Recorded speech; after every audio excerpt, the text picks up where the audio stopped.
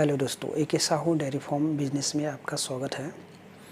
दोस्तों, आज हम बात करेंगे गाय का या भैंस का, कोई सा भी पशु का गोबर में जो खून आता है, गोबर में जो खून आने लगता है और वो जल्दी ठीक नहीं होता, धीरे धीरे बढ़ता जाता है, वो कैसे आता है, क्यों आता है और उसका क्या है इलाज, आयुर्वेदिक देसी इलाज, देसी तरीका, तो इसके बारे में पूरे डिटेल्स में बात करेंगे। वीडियो पे बने रहेगा। तो चलिए स्टार्ट करते हैं। तो दोस्तों, गाय में जो गोबर में जो खून आने लगता है, उसका सबसे पहले कारण जो होता है, उस कारण के बारे में हम बात करते हैं। तो गोबर में जो खून आने लगता है, उसका सबसे मेन कारण ये है कि चारे में बदलाव होना। चारा कड़क, हार्ड या सूखा चारा खिलाए हैं, या फिर चारे में कोई तरीके का कांटा हो, या फिर चारे में कोई तरीके का ऐसे नुकीला पदार्थ हो जैसे कि अंदर का ये कर सके, या फिर उस चारे में जो है कोई प्लास्टिक हो या और भी कुछ हो सकता है। तो सबसे मेन कारण जो है ये चारे का ही है। जो चारे के कुछ गड़बड़ होने के वजह से उसका पेट से जो खून आने लगता है, और पेट में ज़्यादातर ज़्यादा गोबर पातर हो गया तो कभी कई बार गोबर में भी खून आता है, या फिर गोबर जो है ज़्यादा हार्ड हो गया तो उसके वजह से, जैसे फीसर का प्रॉब्लम होता है, तो इसके वजह से भी खून आने लगता है। तो खून आने के बहुत सारे कारण हैं। इसको ठीक कैसे करना है, तो बिल्कुल देसी तरीके का एकदम सरल उपाय बताएंगे। तो यहाँ पे हमने सिर्फ दो चीज़ें लिए हैं, दो चीज़ें। पहला है खल्ली, दूसरा है अड़हुल का फूल। अब ये खल्ली क्या है, अड़हुल का फूल क्या है, तो ये दोनों के बारे में हम बताते हैं। तो सबसे पहले खल्ली, खल्ली जो हुआ, खल्ली और कहीं पे इसको खरू बोलते हैं, कहीं पे इसको चौक बोलते हैं। तो खल्ली क्या है, तो ये जो है, ये दिख रहे हैं, ये जिससे हम लिख रहे हैं, इसको खल्ली बोलते हैं।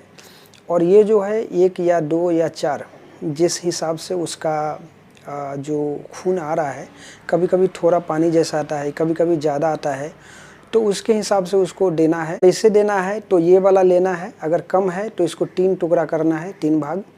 उसके बाद इसमें जो अड़हुल का फूल हमने बताया, अड़हुल का फूल लाल वाला रहता है, उसका अड़हुल का फूल या अड़हुल का फूल का जो कली होती है, उस जिसमें से फूल निकलते हैं, वो लेना है 4-5 दाने। वो ज़्यादा भी हो गया तो चलेगा, लेकिन फ़िलहाल 4-5 दाने वो लेना है, और उसमें इसको मिक्स करना है। मिक्स करने के बाद उसको गाय को जो है रोटी में डाल के खिला देना है। अगर रोटी में नहीं खाए तो उसको दाना में भी मिला के खिला सकते हैं।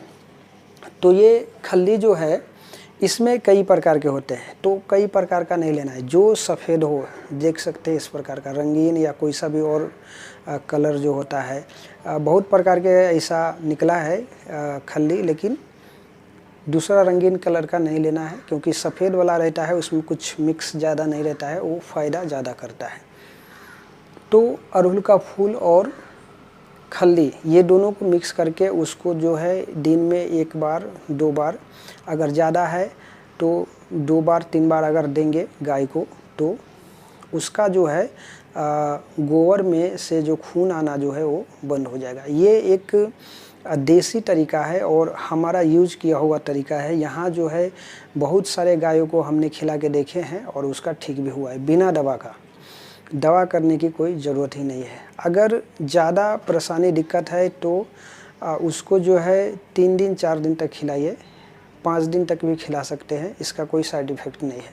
लेकिन 5 दिन के बाद उसको मत खिलाइए। अगर उसके बाद भी ज़्यादा परेशानी नहीं ठीक हुआ तो फिर बाद में दवा कर सकते हैं। लेकिन ज़्यादातर केसेज में यही हुआ है कि ये चीज़ जो है, जो हमने बताया, इसको खिलाने से उसका जो है 100% वो ठीक हो ही जाता है। तो ये जो है देसी तरीका है गाय का और भैंस का, गोबर में से जो खून आता है उसको ठीक करने का। उसके बाद अगर मान के चलिए इससे ठीक नहीं हुआ, तो गोलियां दवा से देने के बाद भी कई पशु को जो है उससे ठीक नहीं होता है। तो उसके बाद उसको देखना पड़ता है कि ब्लड किधर से आ रहा है, गोबर के रास्ते से आ रहा है या फिर दूसरे रास्ते से आ रहा है, तो वो ध्यान देना पड़ेगा। गोबर के रास्ते से आ रहा है तो इस चीज़ से जो है वो ठीक होना ही होना है, और कहीं अलग से आएगा तो वो फिर अलग उसका दवा करना पड़ेगा।